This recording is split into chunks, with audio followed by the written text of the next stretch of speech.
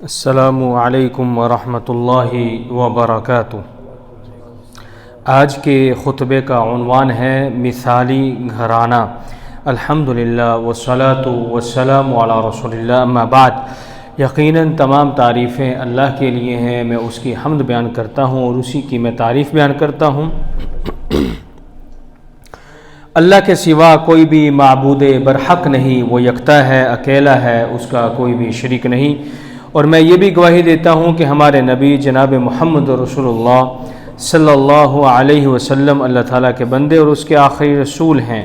اللہ تعالیٰ آپ پر، آپ کی آل پر اور تمام صحابہ کرام پر ڈھیروں درود و سلامتی نازل فرمائے۔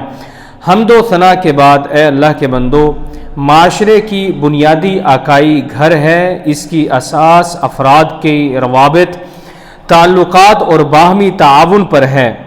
اگر یہی افراد اپنی ذمہ داریاں جان کر اس کو پوری محنت، دیانتداری اور صلاحیتوں کو بروئے کار لاتے ہوئے نبھائیں تو یہ خوشحال گھرانے کا ذریعہ بن جائے گا۔ اس طرح پرامن، خوشحال اور پائیدار معاشرے کی اساس یہی گھرانے بنتے ہیں۔ انسان اس معاشرے میں مختلف کردار ادا کرتے ہیں۔ یہ ایک مثالی باپ بن کر قوم کو نظریاتی، تعلیم و تربیت یافتہ مستقبل تیار کر کے دیتے ہیں۔ کبھی یہ بھائی بن کر اپنی ذمہ داریاں نبھاتے ہیں۔ یہی انسان بچوں کا کردار نبھا کر گھر کے آنگن میں خوشیوں کا گہوارہ بنا دیتے ہیں۔ ماں باپ کی آنکھوں کی چمک اور ٹھنڈک بن کر دونوں کے درمیان محبت کا رشتہ مزید پختہ کر دیتے ہیں۔ اے اللہ کے بندو، پیار و محبت کے جتنے بھی تعبیرات کی جائیں، اس کا عملی نمونہ میاں بیوی کے تعلق و رشتے پر صادق آتا ہے۔ محبت، پیار اور ہمدردی کے اس بندھن کی شروعات صرف 3 لفظوں سے ہوتی ہے اور وہ ایجاب و قبول کا ہی نتیجہ ہوتا ہے۔ اس بندھن کی افادیت، اہمیت اور مصالحت سے بھلا کون انکار کر سکتا ہے؟ اس رشتے کے خوشگوار تعلقات سے معاشرے پر مثبت اثرات مرتب ہوتے ہیں، جبکہ محبت اور باہمی تعلقات میں کمزوری سے سماج کے لیے ناسور کا ذریعہ ہے۔ اس رشتے کی نزاکتوں کے پیش نظر دونوں طرف بہت بھاری ذمہ داریاں عائد کی گئی ہیں، جس سے ایک باشعور سماج جنم لیتا ہے۔ اس لیے میاں بیوی کو چاہیے کہ وہ حقوق و فرائض کی سر انجامی کے لیے پیش رہیں۔ اس رشتے کا خاص مقصد یہ ہے کہ فریقین کو پاکیزگی کے ساتھ زندگی کی وہ مسرتیں اور راحتیں نصیب ہوں جو اس تعلق ہی سے حاصل ہو سکتی ہیں، اور آدمی آوارگی اور پراگندگی سے محفوظ رہ کر زندگی کے فرائض و وظائف ادا کر سکے، اور نسل انسانی کا وہ تسلسل بھی انسانی عظمت اور شرف کے ساتھ جاری رہے جو اس دنیا کے خالق کی مشیت ہے۔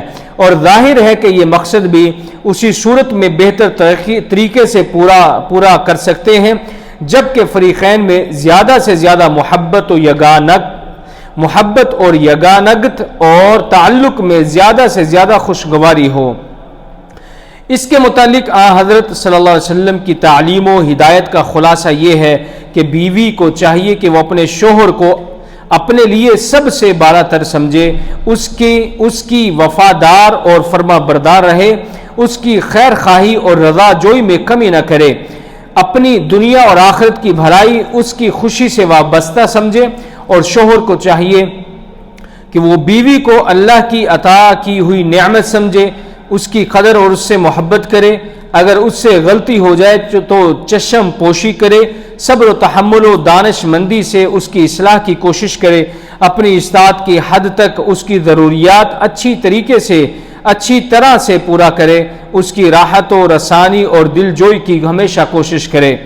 اے اللہ کے بندو، رسول اللہ صلی اللہ علیہ وسلم نے ارشاد فرمایا کہ مسلمانوں میں اس آدمی کا ایمان زیادہ کامل ہے جس کا اخلاق برتاؤ سب کے ساتھ بہت اچھا ہو، اور خاص کر بیوی کے ساتھ جس کا رویہ لطف اور محبت کا ہو۔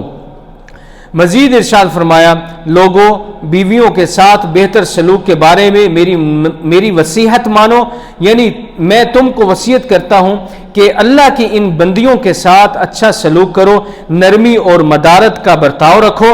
ان کی تخلیق پسلی سے ہوئی جو قدرتی طور پر ٹیڑھی رہتی ہے، اگر تم اس ٹیڑھی پسلی کو زبردستی بالکل سیدھا کرنے کی کوشش کرو گے تو وہ ٹوٹ جائے گی، اور اگر اسے یوں ہی اپنے حال پر چھوڑ دو گے اور درست کرنے کی کوشش نہ کرو گے تو پھر وہ ہمیشہ ویسی ہی ٹیڑھی رہے گی۔ اس لیے بیویوں کے ساتھ بہتر سلوک کرنے میں میری اس وصیت کو قبول کرو۔ مزید ایک اور مقام پر ارشاد فرمایا کہ کوئی ایمان والا شوہر اپنی مومنہ بیوی سے نفرت نہیں کرتا، یا یہ کہ اس کی نفرت نہیں، یا یہ کہ اسے اپنی مومنہ بیوی سے نفرت نہیں کرنی چاہیے۔ اگر اس کو کوئی عادت ناپسندیدہ لگے تو دوسری کوئی عادت اسے پسند ہوگی۔ اے اللہ کے بندو، عورت کا اسلامی معاشرے میں ایک بلند مقام ہے۔ اس صنف نازک کے بغیر خوشحال معاشرے کا وجود ناممکن بلکہ نامکمل ہے۔ یہ ماں بن کر بچوں کے لیے جنت، ان کا پہلا مدرسہ اور عملی مربی کا کردار نبھاتی ہے۔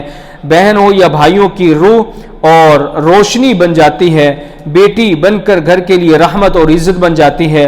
معاشرے کا ہر فرد اگر اپنی ذمہ داریاں پہچان لے، دوسروں کے حقوق پوری ذمہ داری سے نبھائے تو یہ مثالی معاشرے کی تشکیل کے لیے مہر ثابت ہوگا۔ اے اللہ کے بندو، اللہ تعالیٰ نے اپنی محبت سمجھانے کے لیے ماں کی محبت کا تمثیل اختیار کیا ہے۔ ماں کی محبت رحمت و ہمدردی کا پیکر ہے۔ ان کا دل بچوں کے لیے موم کی طرح نرم ہوتا ہے جو بچے کی ہر خطا کو معاف کرنے کی جاذبیت رکھتی ہے۔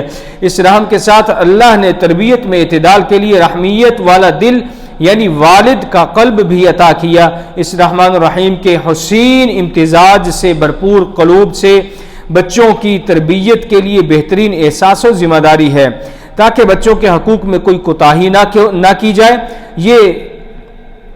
یہ کل غیر مہذب بن کر معاشرے کے لیے ناسور نہ بن جائیں۔ والدین پر اللہ تعالیٰ نے بہت سی ذمہ داریاں رکھی ہیں۔ بچے کا بنیادی حق یہ ہے کہ اس کے کان اور عقل و ذی شعور کو توحید کے نور سے روشناس کرایا جائے اور اس کے کانوں کے اندر توحید کی لو کو جلا بخشا جائے۔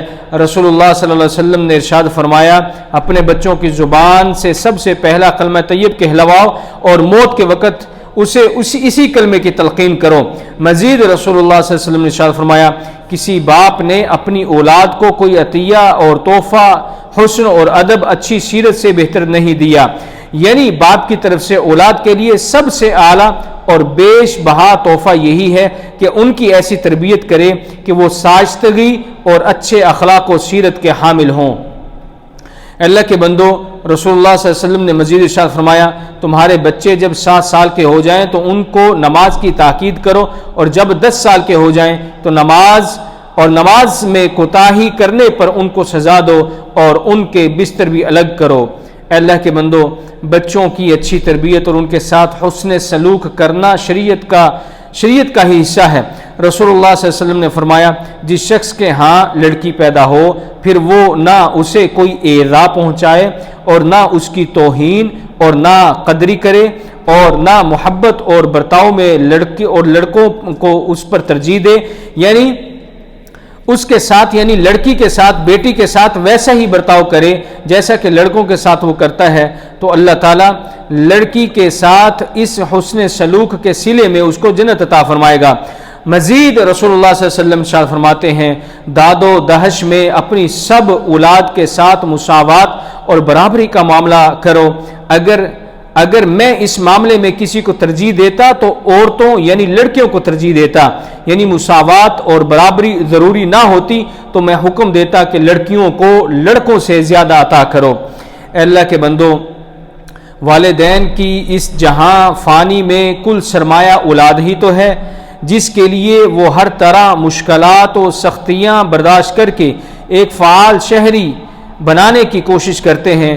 ان کو ایک وسیع سوچ، اعلیٰ مقاصد اور بہترین نصب العین دے کر اس کے حصول کے لیے متحرک کر دیتے ہیں تاکہ وہ قوم و ملت کے لیے عظیم سرمایہ بن جائیں۔